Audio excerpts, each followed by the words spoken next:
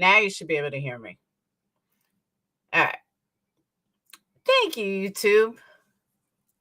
All right. Now you should be able to hear me, though. No problem. Now you can, though, right? Now you can.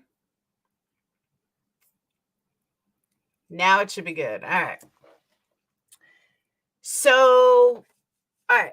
If this is not going to be a long live, it is 1:00 in the morning. I was working on the website and I went to look for something and it came across. I was like, holy shit. So, as you guys know, back in probably March, I brought you guys the story of Alexis Gabe. She was a missing 24-year-old out of Oakley, California. And hey, sissy, and she disappeared into thin air. People were suspect that it was her ex-boyfriend, but nobody could actually tell. They had no body, no crime. The police looked everywhere. Her family looked everywhere. The brother and sister had put together a big, they were on the news. They were everywhere. They were trying to find her. Nothing. Her reward is up to $100,000. I happened to pop on Facebook and found something from 2 days ago, and then I read a story by the police, and I wanna know what you guys think because I'm a little confused. The sad part is I don't wanna tell you what happened with the ex-boyfriend, but let's just say that you can't get answers out of him anymore, and it's really messed up for what happened, and I was just sitting on it. I went back to the website after I saw it. I'm like, nah, I got to speak to my community about this because this is kind of whacked. I don't disagree with what the cops did. I think the cops were 100% justified. I think he did it on purpose.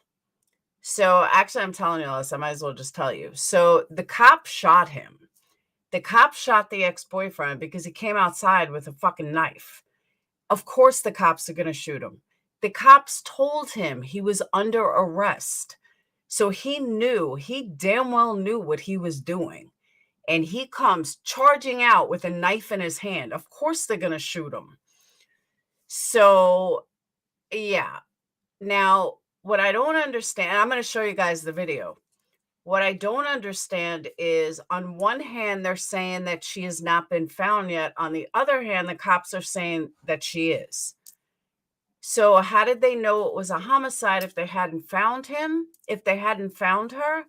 And why are they still saying it's a missing woman if they found her? And after I show you guys the video, I'm going to read you the article and tell me what you guys think, because I still don't know. I still can't figure it out.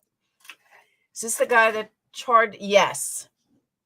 Yeah, Diggs. I didn't realize it was the case either until I went into the group and I was like, oh, wow. All right. Yeah, it's her ex-boyfriend. Call out Sharpton, you might think otherwise. No, I'm not going to think otherwise.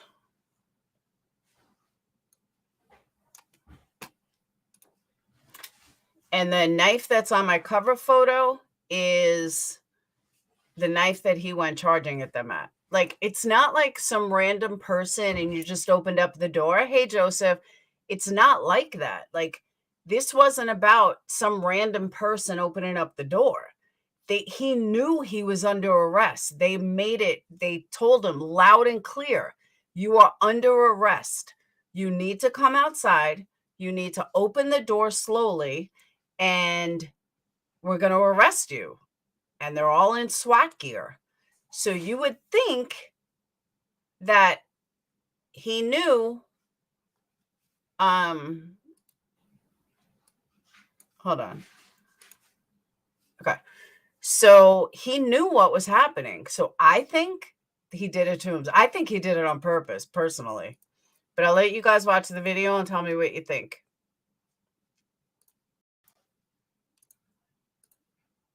Oh, yeah, they killed him. I'm going to show it to you.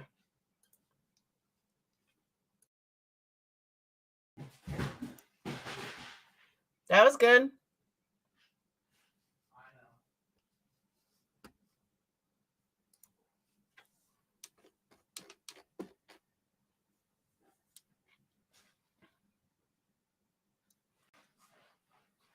Around 5:45, members of Pacific Northwest Violent Offender Task Force, which includes officers from SPD and other regional jurisdictions, served an arrest warrant at a residence of 3500 block of South 222nd Place in Kent.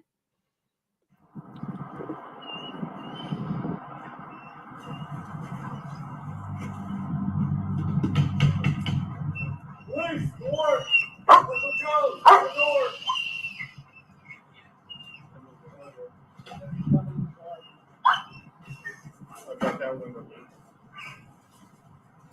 So, like, you'll have full SWAT gear. They obviously looked out the window. These guys, you got a cop right here in the back.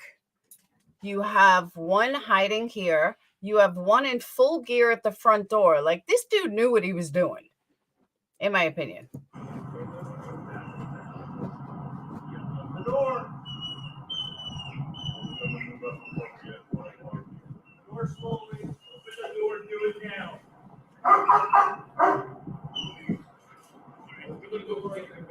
Okay, so they tell him 3 times, open the door slowly.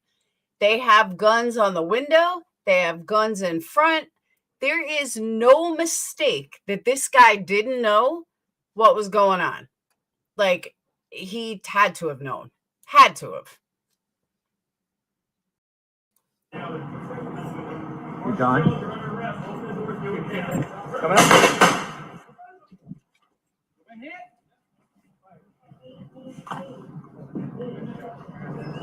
Yeah, came to the door with a knife.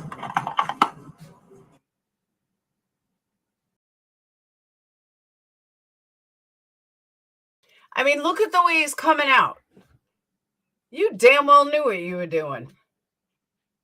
Absolutely. He came out, knife in front of him.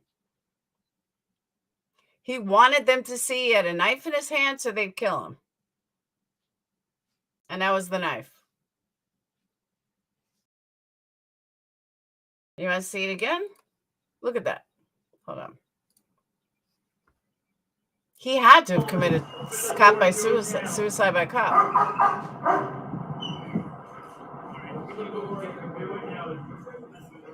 John? Coming up.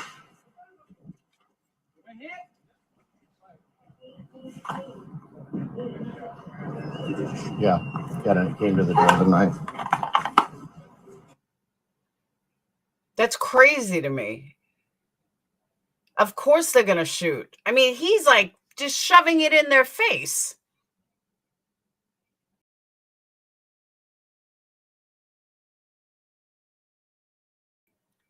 So he died at the scene. And like I said, you had to know that he was going to die. Like, he had to have known. The way he did that, it was so blatantly obvious that he knew if he did that, he was going to die. It definitely looks like, oh, absolutely. That's what I'm saying, Diggs. That's kind of what like threw me off. That's kind of like what threw me off, because when the video was running fast, you don't see it like that. But once they slow it down, I mean, he literally went out there like, here's my knife, shoot me, which is really sad because now they'll never get answers. The one person that held the answers, the family will never get, because now he's dead. The mother, and I automatically thought of Gabby Petito, the mother had not called her family at all.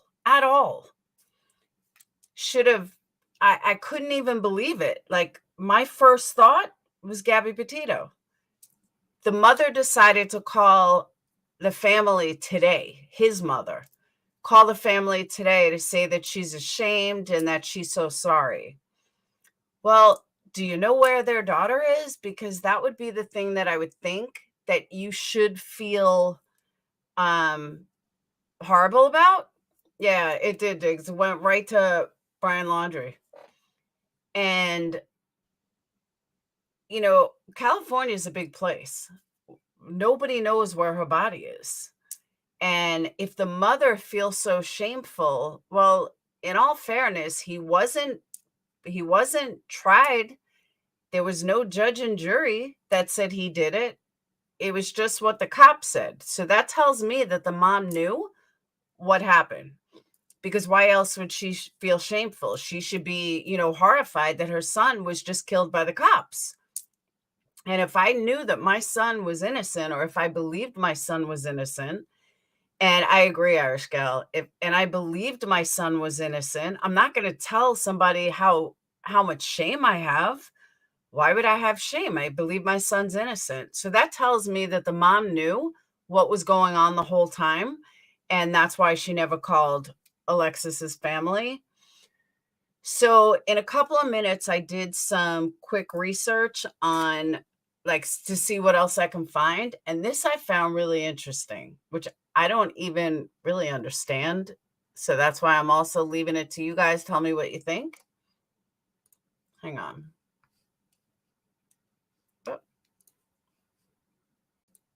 Okay. So I could play us news. It's kind of the same thing, though. Is at the crime scene with the story we've been tracking all day. A deadly shooting in San Jose's Willow Glen neighborhood, leaving a grocery store worker dead. Happened at the Safeway at Hamilton and Meridian. NBC Bay Area Stephanie Magallon is at the crime scene with the latest. Stephanie. Yeah, so police are no longer out here, but Safeway is still closed. And I know it might be a little hard to see now, but one of the doors is broken and there's signs out here telling customers that it's going to stay closed for several more hours. Police say around 3:30 this morning, there was some sort of altercation between the victim and the suspect. And when... Okay, this is a totally different thing, but it was on the same ad. So I don't know what happened officers here. arrived, they found the victim had been shot and killed. Family members have identified him as 24-year-old Manuel Huizar Cornejo. In this video, you can see police presence outside the store. Early this morning, police remained at the scene well into the day. A lot of shoppers stunned to arrive and find out. All right, not really sure why that's on their article, but we'll move on. So the police said Alexis Gabe was the victim of a homicide, according to police, and the man responsible was ex-boyfriend was shot and killed Wednesday in a Seattle suburb during a confrontation with law enforcement. Okay. Gabe of Oakley had been missing for more than 5 months. 24-year-old last seen on January 26th in Anatok. Our joint investigation has led us to believe Alexis' ex-boyfriend, Marshall Curtis Jones, 27, a resident of Anatok, killed Alexis at his home on or about January 26, 2022. Okay. Now listen carefully. The location of Gabe's body was not immediately revealed. So that would tell you that they found her body, correct? I'm not crazy here. They found her body. Authorities in Oakley provided details during a news conference, but added that the search is still ongoing. Why would you still need a search if you found her body? This is what I just don't understand. And I'm like, I read this 4 times. I'm like, am I too tired of something? Am I missing something here? Why would the search be ongoing if you found her body? They added that forensic, electronic, and DNA evidence was enough to show Gabe was slain and that a former boyfriend was responsible. Okay, we get all that. All right, now let's go for a little further down. The date didn't change. They didn't say it was like yesterday or something. Meanwhile, Seattle officers from a task force served a warrant at a home in Kent, Washington, where they believed a fugitive wanted for murder was living. When they knocked on the door and identified themselves, Jones rushed out wielding a knife, and the police detective, a sheriff's deputy, and a U.S. Marshal shot him, rightfully. Jones died at the scene. He'd been staying with an associate who lived in the home. Gabe's parents were crushed when Beard told him Jones had been killed. We wanted to face him face to face, look at him in the eye, and ask him why. Why would you do this, and where is our daughter? Okay, again, where is our daughter? While the Gabe family once considered Jones part of the family, they've said they've suspected him all along and never talked publicly about it until now because they didn't want to spook him. Alexis' friends told us Alex told him that he threatened to kill himself if she didn't get back with him, and also threatened to kill Alexis if she didn't get back with him. Those were things from her best friends. Police believe Jones is the lone suspect in Gabe's slaying, but he may have had help covering up her death. While the family had hoped Jones would lead them to the missing daughter, they also said police have their eyes on another person of interest, one of the suspect's family members who may have taken a role in the cover-up. They've already identified another person of interest, but we can't say who it is yet. Gabe's parents hope that person comes forward. They said they will not rest. They will not rest until they find her. If you have a conscience, please speak up. Rowana Gabe, Alexis' mother said, tell us where my daughter, what happened to her, please. I want her back. That's all we want. Last month, Oakley police released surveillance video of a person in interest Gabe's disappearance. Someone they think abandoned her car in Oakley. Person walked away from that car and headed towards Anatoc. Last week, a reward fund in the search for Gabe grew to $100,000. Am I crazy? And you might be right, D-Land, a poor editorial, but I'm like, well, was she found or was she not found? So that's why I decided to go live, because I'm not a stupid person. And I'm like, I read it a bunch of times. Sounds like they are sure of a murder, but no bodies. But how can you say that she was slain and there was a murder if there's no body? That's why I was confused. I was trying to look up other stuff and I couldn't find anything. Not found, right? But here, clearly,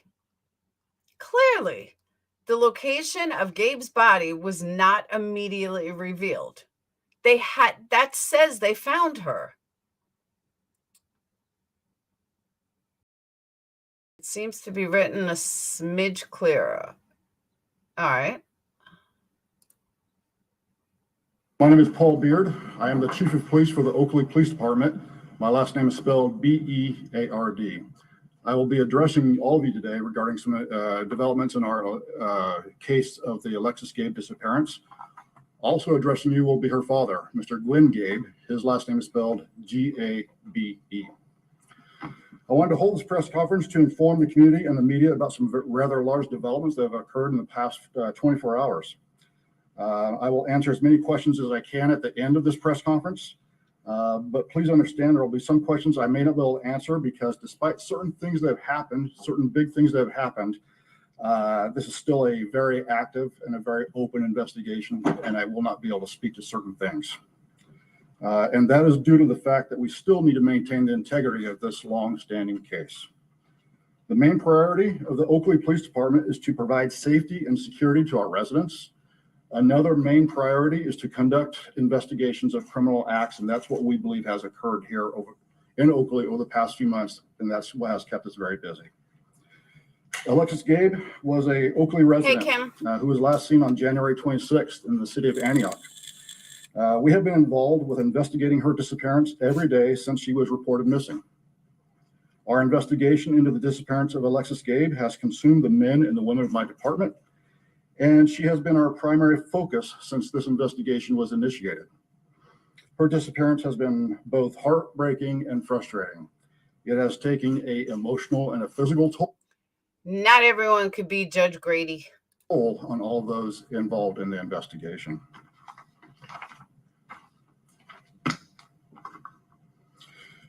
Our investigation is not going to end with this press conference today.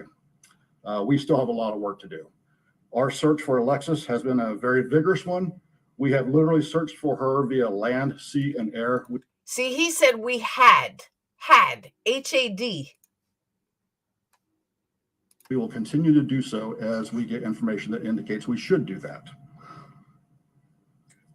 Due to the information that has been yielded during our long and intensive investigation, I must announce at this point that we believe Alexis Gabe is the victim of a homicide.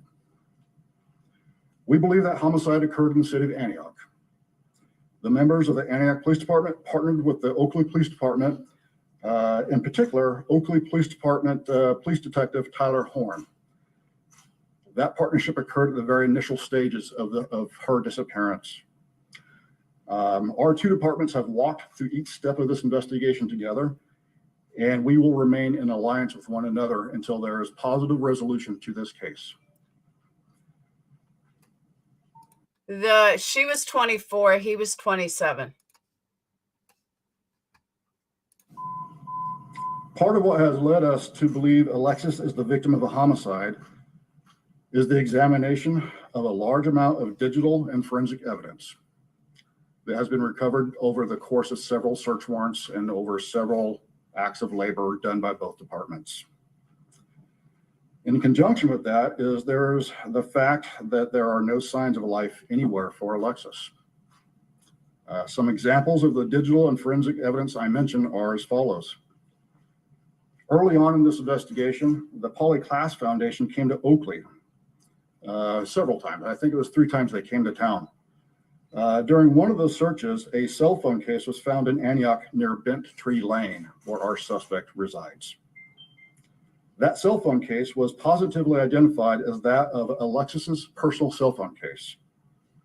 That case was examined and it was found to have the DNA of Marshall Jones inside of it. That was the boyfriend that just got As I murdered. previously stated, this cell phone case was located near Marshall Jones' residence, and it was an empty case without a telephone attached to it. I Some agree, digital Cam. evidence came in the form of thousands of phone records. Digital evidence also came in the form of the image of Marshall Jones being captured on several surveillance cameras, which led him on a path from where Alexis's vehicle was dumped in Oakley to his home on Bent Tree Lane on the evening of January 26, 2022. Yeah, the boyfriend got murdered. Further, Rewind, digital Laura Lee. evidence was the fact that The police shot him. It was suicide by cop. If you rewind the video, you'll see. Alexis's vehicle was equipped with a GPS system. An examination of that system showed a direct path leading that vehicle from Marshall Jones' house to where it was dumped in Oakley on the night of January 26, 2022. And that dump location was a fairly well-known location by now. It was at the intersection of Trenton and Carrington Road here in Oakley.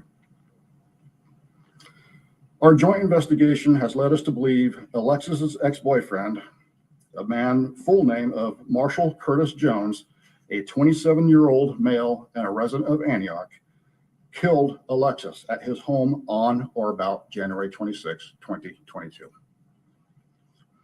Marshall Jones has been very uncooperative during our joint investigation, and he has refused to speak with us several times.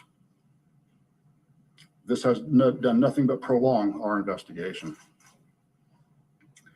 We presented a case to the district attorney's office seeking criminal charges against Marshall Jones for the homicide of Alexis Gabe. Last week, the district attorney's office did file the criminal charge of murder against Marshall Jones. Hey, Mama and Bear. an arrest warrant for Marshall Jones was also issued. Yeah, and I apologize for those of you that are new or that don't follow me or didn't follow me a couple months ago. I did a couple of videos on this case, so I just one of my faults is I just assume that everybody has seen them. So I apologize for not giving a better recap in the beginning. For those of you that are new or didn't know me then. But I do have videos on this a couple of months back. Both of these actions were taken due to the amount of evidence and detail that our joint investigation yielded, and we were able to present that to the district attorney for that filing. The fact that we believe the homicide occurred in the city of Antioch does make the Antioch Police Department the primary agency for that aspect of the case. Due to the nature and how this investigation was conducted, we were able to determine the whereabouts of Marshall Jones for a majority of the time during this investigation. We factually know Marshall left California and went to the state of Washington within days of the disappearance of Alexis Gabe. Thanks, Mama Bear. Marshall Jones did return to California for a short period of time last month, but he then returned to the state of Washington, where he had a small network of family and associates. Yesterday, detectives from the Antioch and Oakley Police Departments were in Washington. Due to the fact that Marshall Jones was considered a fugitive from justice, we started working with a federal task force headed by the U.S. Marshal Service. Our investigation revealed to us Marshall Jones was staying at the residence of an associate in Kent, Washington, which is a suburb of Seattle, Washington. The federal task force and the detectives from the Oakley and Antioch Police Departments went to the residence where Marshall Jones was and attempted to serve the arrest warrant of him for the sole purpose of taking him into custody. Marshall Jones responded by coming out of the front door with a knife, and he charged those officers. Marshall Jones was shot because of his deadly and threatening actions. He died at that scene. We understand the death of Marshall Jones impacts an investigative avenue for us, but we are still determined to continue with our investigation. Some other duties that we undertook yesterday in Washington was to recover several electronic devices of Marshall Jones, and we will bring those to California. We will examine those electronic devices to see if we can source any clues out of those devices. There are still, last month, I announced to everybody that we had started a reward foundation. That reward started at $10,000. It grew to $50,000. That reward is actively sitting at $100,000. That reward is still available to anybody who leads us to Alexis. To repeat. Okay, so they did not find her. We do understand the death of Marshall Jones is not what we had hoped for. But we do hope somebody who has knowledge of Alexis's whereabouts will now feel more empowered to come forward without having to feel a negative response from Marshall Jones. I wish to thank the Antioch Police Department and the Contra Costa District Attorney's Office for all their support and assistance during this very long and intensive investigation. I also wish to make sure that I state that I and all members of the Oakley and the Antioch Police Departments stand in support of the Gabe family. By extension, they are part of our family now as well. So they didn't find her. So they had info on devices. That's what because they found a lot of blood and stuff. I mean, the boyfriend was always a suspect, but now they have, video of him on it. But I don't know. It was just weird. Just very, very weird that they would say that about the location, and yet there's no body found. I don't know. I just thought that was kind of weird. I sent you a link on Facebook. All right, hold on.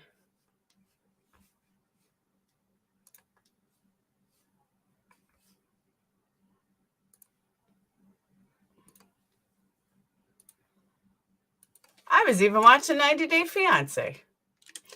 Yeah, but you know what, Laura Lee, that to me was a confession. When you want to die by suicide from cops, that you're guilty of something. And you don't have the balls to kill yourself.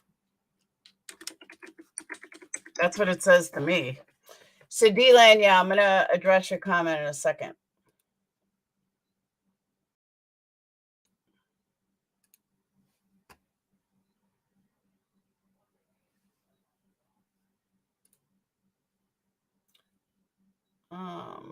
Our investigators find cell phone. Yeah, but they had the cell phone. The cell phone they found right away.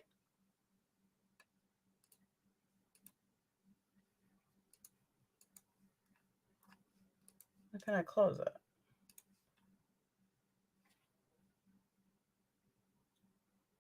Yeah, this is the Marshall mom reached out.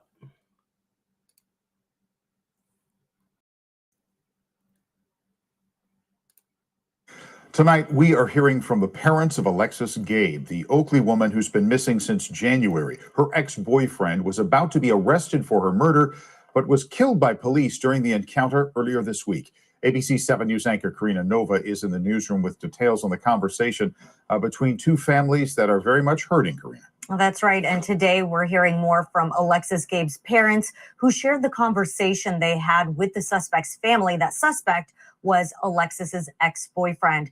We've been covering this case for months. The 24-year-old woman from Oakley has not been seen since January. Wednesday night, Alexis's ex-boyfriend, Marshall Curtis Jones, was killed by officers in Washington state when they tried to arrest him at his new home. Jones was charged with Alexis Gabe's murder. Police say he was the last person who saw her.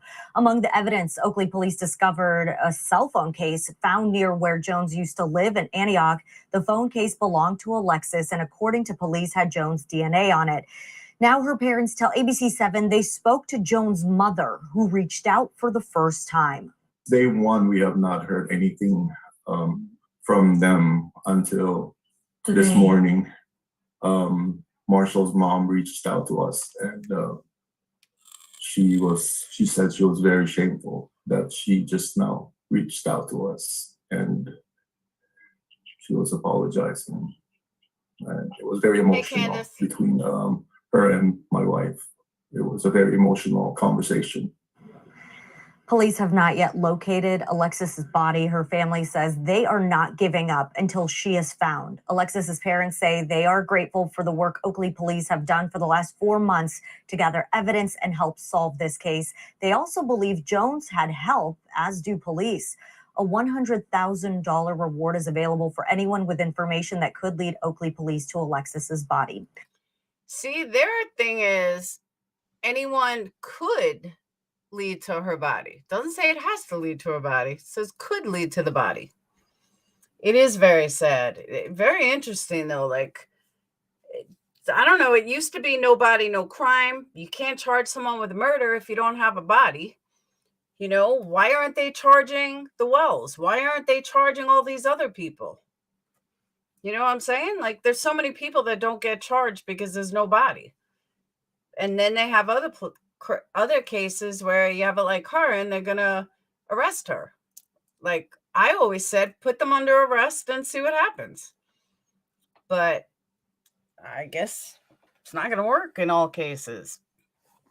But yeah, I think it's pretty odd that they're definitely, you know, definitively saying that he has a, that he was being arrested for homicide. But yeah, he wanted to die. There's no doubt about it.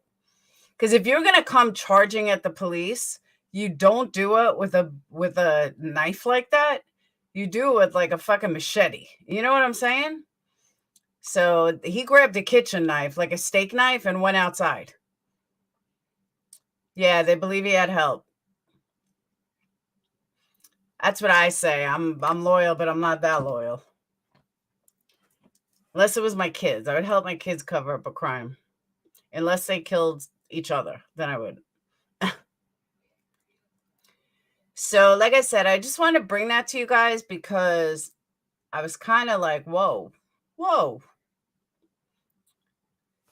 So, while I have some of you guys here, I want to tell you about Oakley Carlson. Once I finish the website, I'm going to dig more into it. I know I brought it to you guys a little early because I got to finish the website first. Hey, Miss P. But some of you guys and Tiffany's had asked me about Oakley Carlson. Oakley Carlson was a beautiful little girl who grew up, not grew up, she was only like 5. But people think Don and Candace were bad. They were horrible. Drug addicts. They were horrible. Oakley was taken to a foster care. And right now I'm just going on memory. But Oakley was taken to foster care where she had wonderful parents. Wonderful foster parents. And for some reason, the state, I think it was Washington, as a matter of fact, the state gave it back and gave her back to her biological parents, and nobody knows why. But they gave this little girl back to the biological parents, and the girl disappeared. It was all found out, and she had been gone for like 10 months, and nobody knew.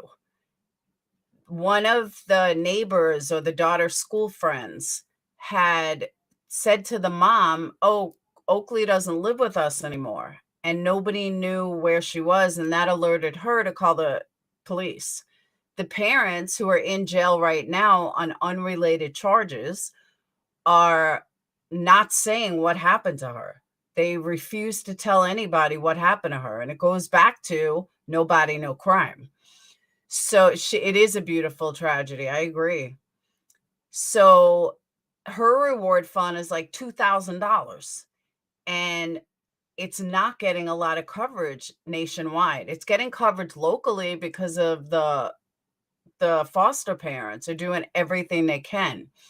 So I know that there's a lot more to the case. Yeah, the mother and the father, biological mother and father, had not seen her for over 10 months. She was 5 years old, so she wasn't at school yet. But it's a horrific case. And I wish that a lot of Summer Wells people would start working for Oakley. Not that, to give up Summer, but it's just a sad and horrific case. And she needs help just as much as Summer does, if not more, because we don't know what happened to Summer, just like we don't know what happened to Oakley. But when parents don't report it for 10 months, no, the parents were together. So one of the reasons they're in jail is the mom and the dad never gave their daughter her medicine. So many channels could help spread the word. That's what I'm hoping for, Kimberly. It's a lot to the case. So there's like a lot to it. So before I really lay it all out with all the facts, I just want to get further on the website because I know it's going to be a balls to the wall. There's a lot of stuff to do and cover and a lot of land to cover and a lot of people to talk to. And 10 months. 10 months they waited to tell anybody. And they didn't even tell anybody. They only found out. Hold on, I'll pull something up for you guys. They only found out because of this neighbor.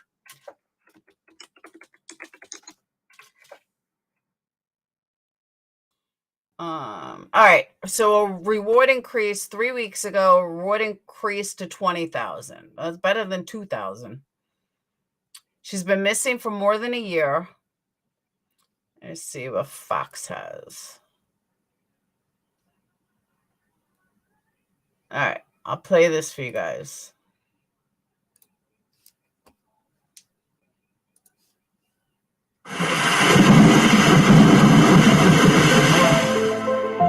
When a storm hits and the power goes out.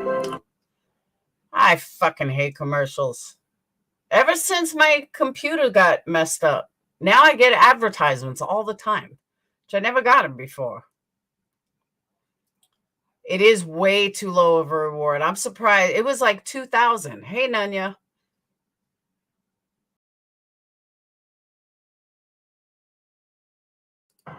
A renewed effort is being established to answer the question, where is Oakley Carlson? A question Oakley's parents have been tight-lipped about. We want answers and we want justice. The system completely failed. The case captivating the community, demanding for answers from the biological parents of the little girl, including Oakley's foster mom. I know I didn't give birth to Oakley, but she was my child. And I've said it before that I saw her first steps, that I was there for her first dance recital. I mean, she was my little girl. In the midst of it all, Oakley's parents pleading guilty to child abandonment charges, not only for Oakley's disappearance, but for the treatment of another child.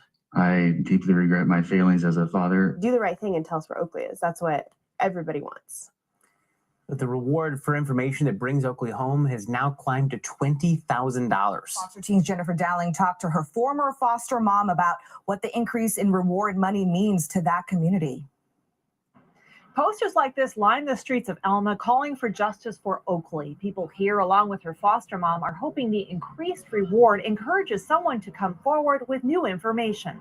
So we got little Miss Oakley here at the wildlife refuge. Pictures of Oakley Carlson still adorn the walls where she used to live with foster parents Eric and Jamie Jo Hiles. We have photos of Oakley everywhere throughout her house. We've got her Mickey Mouse ears with her name. We never got to. Now the foster parents had her from when she was 7 months old, and why the state gave them back to drug addicted parents, nobody knows. Take her to Disneyland. The little girl came to live with them when she was around 8 to 9 months old and stayed with the couple for almost 3 years before going back to her biological parents. Then she disappeared. I still hope that she's alive. That's my hope. Jamie Jo has been outspoken in her concerns that something terrible may have happened to Oakley and started selling T-shirts to increase the reward money for any information leading to the location of Oakley or an arrest in the case. I am so grateful. So it kind of started in March.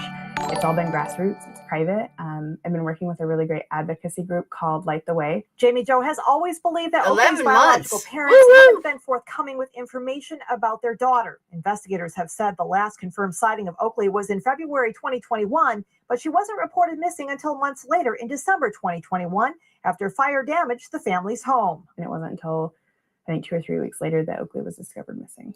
Okay, that's the other thing. There was a fire.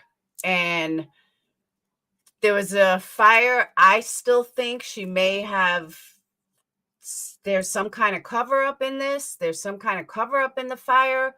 But that's when she was reported missing, when their house that they were living in went on fire and everyone got out, but Oakley disappeared. The couple has also expressed concerns about how Washington's Department of Children, Youth, and Families handled Oakley's child welfare case and the decision to return the child to her biological parents. I write Governor Inslee every single week. Every single week. Oakley's biological parents, Andrew Carlson and Jordan Bowers, remain behind bars. They were sentenced on unrelated charges. Bowers was sentenced to 20 months after pleading guilty to withholding necessary medication from another child in their care, Oakley's sibling. Andrew Carlson was sentenced to 12 months in prison for charges involving the same child. I haven't done a lot of things correctly in the last 7 years or so. You know, I'm grateful that they both, at least Andrew was able to take some ownership and admit guilt. Jordan, the mother, she took an Alfred's plea, so she is still maintaining her innocence, but she just took the plea because she was afraid that she'd be found guilty if she were to go to trial, which to me, that doesn't accept responsibility that her children, aside from Oakley, have suffered a lot of trauma. For now, the posters remind the public in Grays Harbor County to look out for Oakley. In this location, her poster sits next to Lindsay Baums, another young girl that went missing in the community more than a decade ago.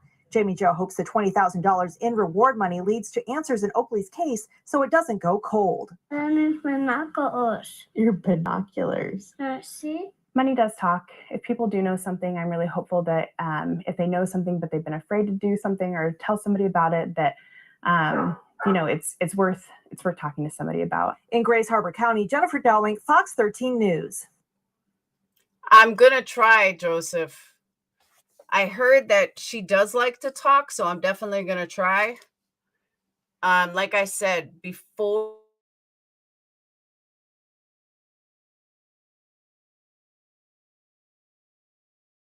definitely 2 weeks, because I gotta get it done.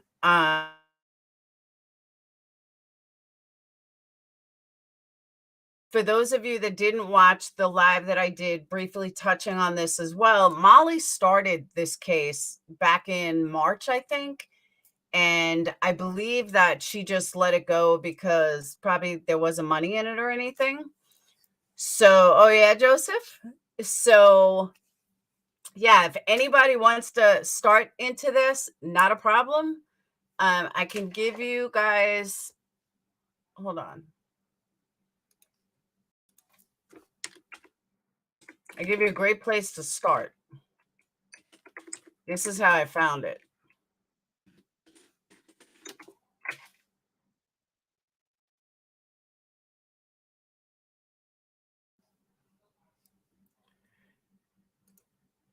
So I was looking something up completely unrelated to this girl. And all of a sudden, this website popped up and something else popped up. And I was like, all right, somebody's telling me that I need to look into this more. Like, I remember the name Washington. I remember the name from Marissa, but I'm like, something is telling me I need to look into this, because why does this keep popping up at me? It was like the same kind of thing. It was like really late at night, probably 1, 2 in the morning. I do the best. You mean I do? I knew what you meant. Actually, I didn't know what you meant. I thought you meant you wanted to interview. I said, that's fine. So this website, let me give you guys the link. But this is how I found the case. And it has a lot of information in it. From her disappearance, who she is, a letter. And I believe this is all put on by the mom. By the, not the real mom, the foster mom. They're doing a paint party July 8th. Yeah, it's Washington.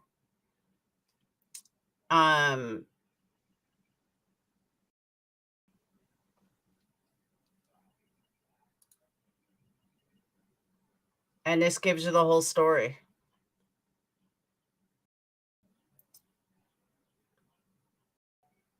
See, this to me is how it should, a reward should be done.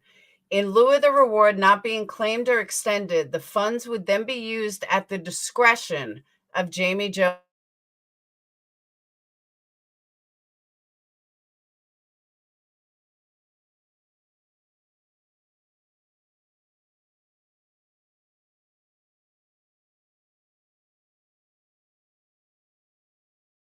I don't know what the hell just happened. That was weird. But that was so weird. See, it's her. It's telling me, find me. But the parents, the foster parents, are the ones that are controlling the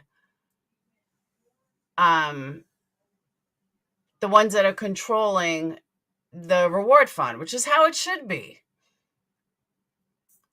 No, that was really weird that it just like cut out out of no reason. Thank God, like, my camera didn't work, because I'm looking kind of scary right now. But yes, hold on. Her last known credible sighting was February 10th. They reported her 10 months later on December 6th. MGL collected cash to go to Oakley's parents in jail to sing out abuse outside jailhouse, but MGL never went. Of course not.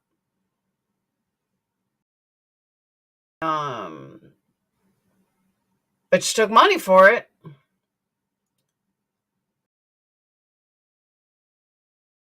Sunspot? I'm telling you, it's Oakley telling me, find me.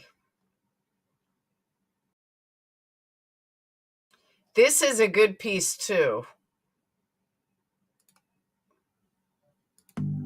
Maybe it's the gray skies and prolific rainfall. The northwest part of Washington state can seem a dreary place at times, which is what made Oakley Carlson's beaming smile stand out even more. She's funny. She loved when we would laugh, so she was always just acting silly or doing things to make us laugh. And Jamie Jo Hiles was Oakley's foster mother. She and her husband Eric had Oakley with them from the age of 7 months until just before her 3rd birthday. Oakley, what are you eating?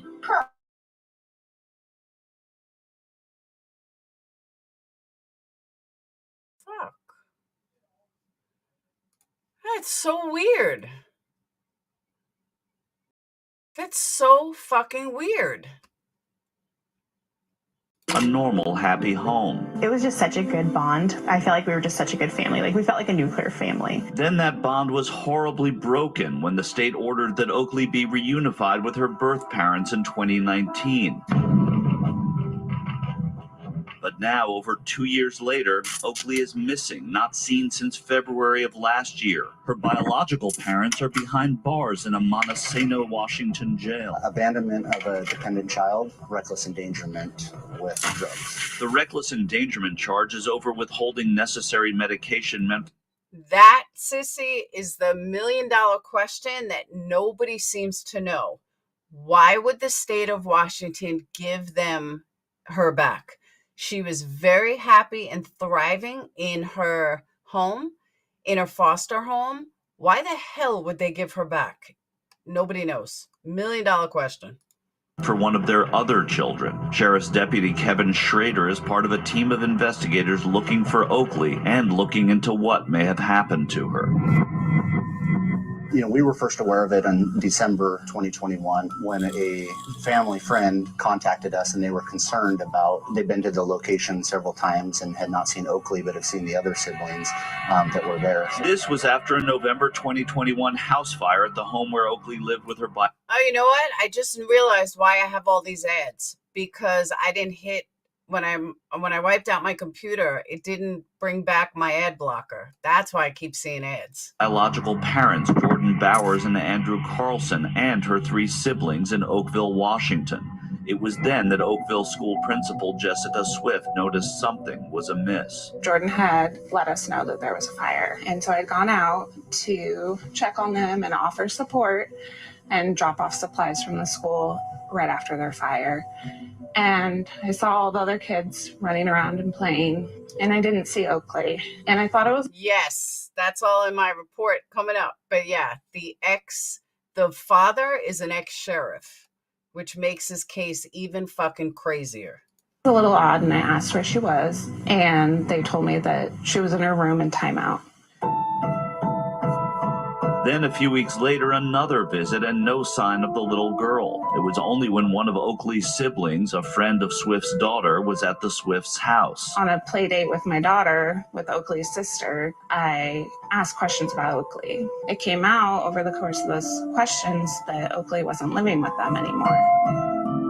I can't describe the feeling I had in that moment, sitting on that couch next to that little girl when she said that. That December interaction was when Jessica knew it was time to escalate things. Immediately contacted Grace Harbor Sheriff and got the ball rolling that way. Processed the house, interviewed the children that were there at the house, and it had been some time since they'd even seen Oakley. Now they're young children and they can't, answer you directly, but it led us to believe that Oakley wasn't even there. See, what pisses me off though, and this is what really bothers me about a lot of these cases, if it was a wife that was missing and somebody didn't report their wife missing for 10 months, the police would arrest them. But for some reason, and I've spoke about this before, for some reason, when it comes to children, they don't seem to give a shit. Like, why weren't they arrested? They won't tell anybody what happened to their child. They're not even saying like somebody came in and took her or, she disappeared on the front lawn. They're just saying nothing. Nothing. They plead the fifth. They plead the fifth. They plead the fifth. And they're doing nothing about it. It just makes no sense to me. They're not even trying. But if it was a missing wife or a missing husband, damn right they'd have them in jail. For some reason, nobody cares about kids. It's so weird. At the time of the fire, and it had been months prior to that any of the children had even seen her. This smells of obstruction of justice, doesn't it? Yes. Investigators saw other obvious signs that Oakley had not been at the house. We did not notice any bedroom set up for Oakley downstairs where everybody else had bedrooms set up. On top of that, Schrader said, yes, her father is an ex-sheriff. they saw no clothing belonging to Oakley. The family had moved to a hotel in nearby Tumwater, but were back and forth to the house, raising another red flag. Their vehicle that they left the Tumwater Hotel with and then traveled back down to Oakville had one car seat in it. And there was a 2-year-old sibling as well as a 6-year-old sibling of Oakley that would have been in the car at that time. To foster mom Jamie Jo Hiles, the revelation that Oakley was missing was a compounding heartbreak, forcing her to relive the day the smiling girl was taken from the safety of her foster home, the last day she ever saw her. We just chilled out on the couch, and then the driver picked her up at 10 o'clock, and I don't know if I've ever cried so hard in my life. She's happy because she gets to see her sister, but she's also kind of confused because why am I crying? Why is Dad crying? And for Hiles, those tears have now turned to something else. I am so angry. I am so angry, and I know that she's angry, she says, because it did not have to be this way. Now I'm very angry at our social worker and at the state of Washington. Why have I reached out to people in government and haven't heard back yet? But mostly she thinks about how it could have been different, how the horrors alleged in police reports. Oh, I know why they're pleading the fifth. I know why they're not saying anything. But I'm saying that it's just so weird that if I went missing, my kids are going to be the first suspects if they say, we don't know what happened to mom. She just disappeared. They're going to be like, yeah, okay. So that's why it just doesn't add up that why they send them back in the first place. And two, why aren't you putting pressure on them to do anything, to say anything? Reports didn't have to happen. I think about the abuse that happened, like hearing from the police reports about Oakley being starved. What did it, Mama? Or that she was beaten with a belt. Or that she was locked in a cabinet. What is it? Can you tell me? It's cheese and what? Cookie. That's the stuff I think about before I go to sleep. I think we'll come to a closure on this case. If Oakley would have stayed in my care, that would have never have happened to her, ever. I'm hopeful That's funny, that Kim. Oakley is found and she's found alive, I got lost in Hobby Lobby. But there are, pieces inside of me that think that might not be reality, just given the investigation. What sustains the Hiles is that whatever may have happened to Oakley for half of her still short life, they showed her what love was. I hope that when she was scared, when she was locked in a cabinet, or when she was afraid about something, I hope that she remembered that like she had us.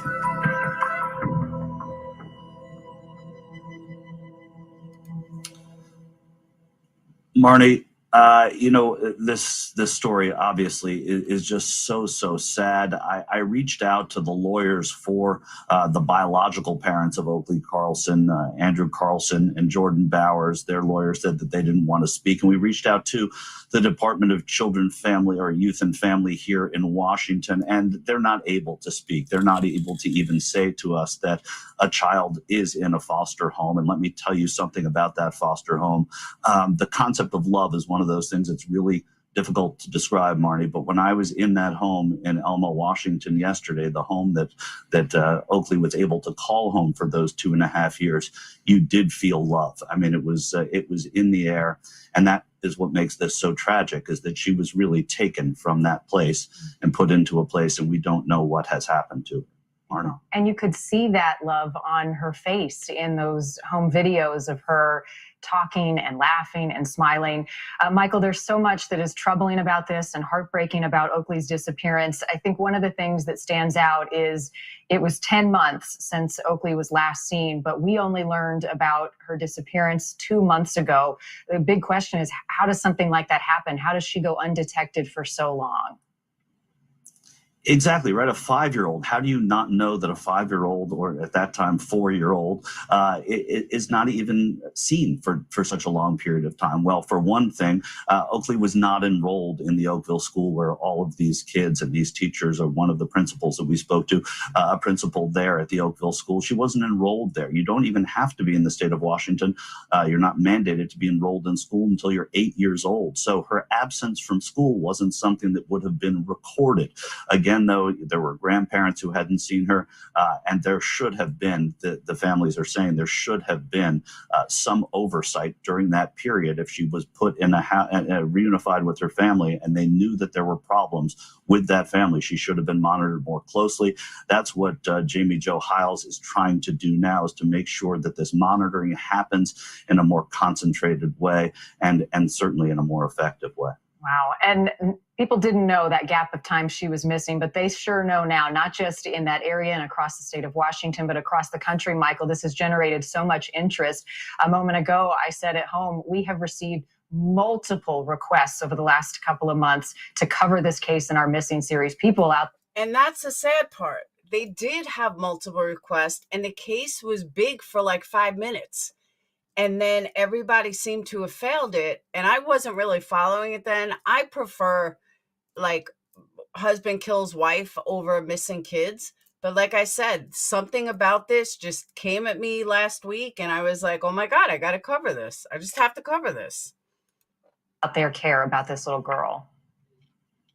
Yeah, and it's not hyperbole to say that we've gotten so many requests to cover the story. It's active on Twitter. There are people that spend every day in this community, but just also in the sort of wider national and international even community, saying that we have to keep our eyes on this story so that we find out what happened to Oakley. The police here, the police in Montesano that we met with yesterday, they have 5 people who are full-time dedicated to this every day, looking into what may have happened, combing over cell phone records, trying to see if they can get one of those 2 biological parents to turn against the other so that they can find out the full story of what happened there. But none of this, as you said, Marnie, happens without all of the interest from the people who follow these cases and the people who asked us to do what we're doing here tonight. And Michael, real quickly, what do we know about these parents and also Oakley's siblings? Where are they tonight?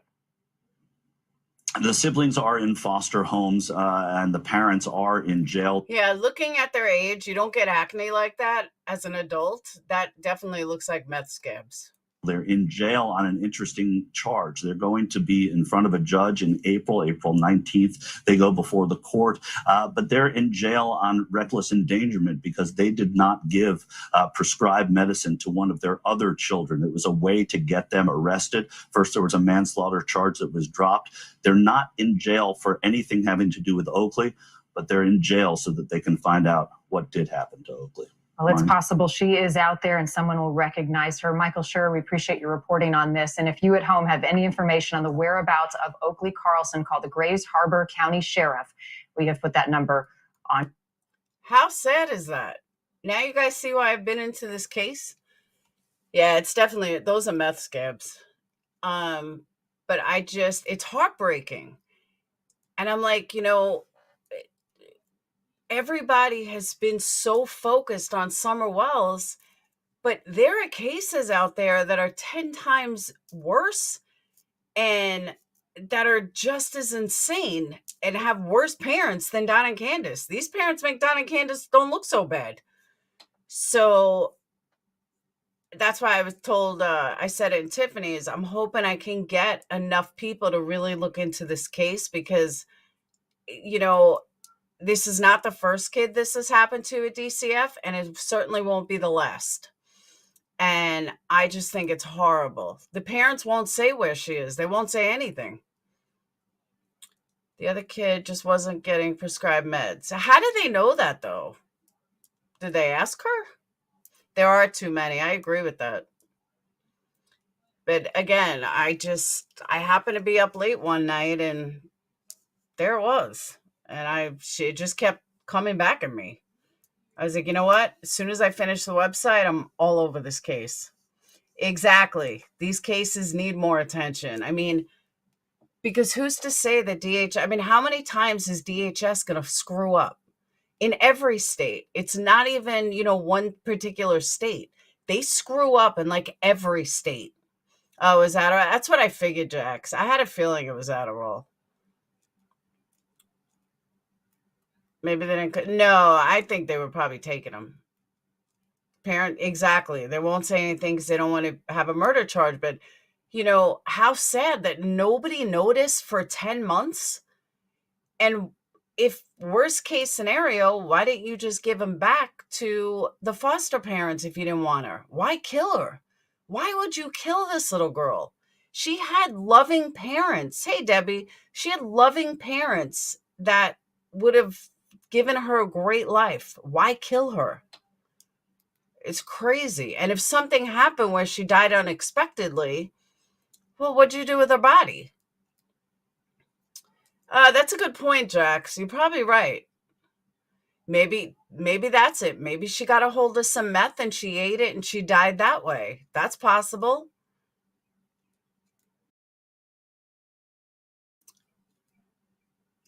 Mama Bear, that's exactly what I said before. Like, if this was an adult, a husband or wife goes missing, well, guess what? That husband or wife is going to have to answer some questions. And here, this poor little girl is lost. Nobody questions anything. But that is an excellent point about the meth. They were probably cooking meth, which started a fire. And it's very possible she ate meth or ate something. I mean, she was 5. Ate something or drank something related to meth, which is like fucking battery acid. She died. And they just got rid of her because they couldn't say she died of meth. That would make sense. That's a good point. It's crazy. I don't know that either, Kim. That's why I said I'm going to delve into it more. There isn't a lot of coverage. I agree. And everything is from a couple of months ago, other than, some bullshit updates. Yeah, one of her siblings, I covered that before. One of her siblings called, told a neighbor or a teacher or something that she didn't live with them anymore. Well, she didn't say she went back to a foster care, so the parents didn't do a great job of trying to cover it up. Oh, they found meth in the sibling system instead of ADHD meds. I think they were cooking meth and fire started. Oh, I don't doubt that for 1 second. But it's like, why kill her and not the other kids? What made them bring them back? Yes, Rihanna. The first half of the story was about Alexis Gabe. The second half of the story is about Oakley. Let me change the title.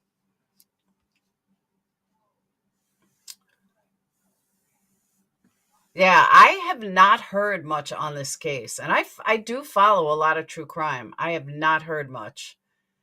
I was going to tell Sword and Scale to cover it. They should cover it too. But like I said, I remember when Molly was going to cover it for like a minute, and that was it. Then never heard of it again. And nobody was covering it. Nobody in our communities are covering it. Everyone's focused on Summer. So I just don't understand how the state of Washington did this. How do you why take her out of a good home? Why? She was very happy in her home. She was thriving. She was good. She was happy. And you put it back in an abusive home? Come on. CT covered it, but there's been no update. Yeah, I'm saying people covered it a couple months ago. Well, there is a little update. The update is that the reward jumped to 20,000. So that's kind of an update. But yeah, a lot of people were covering it back in March, February and March, and then you haven't heard anything. So I figured now would be a good time.